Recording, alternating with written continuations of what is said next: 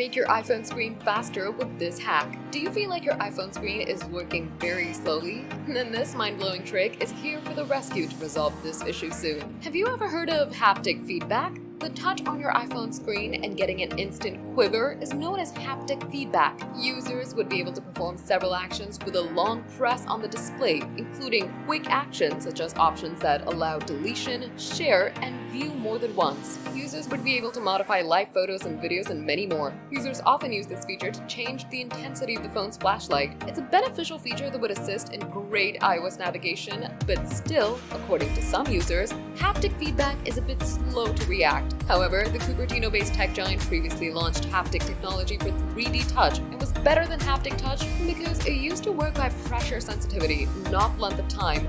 But 3D touch was replaced by haptic touch in 2018. How to make haptic touch faster on your iPhone. Here's how you can easily enhance haptic touch. Firstly, go to Settings and then Accessibility. Now tap Touch and then Haptic Touch, and then you'll get these 3 touch duration options. Number 1, fast. Number 2, default, and number 3, slow. Now you can select any option, whatever you want according to your choice. If you want a fast screen, then select the relevant option. But if somebody wants to use a slow screen, then select the slow option. If your device runs on iOS 17, only then you would be able to use this feature. Otherwise, you won't be able to use it.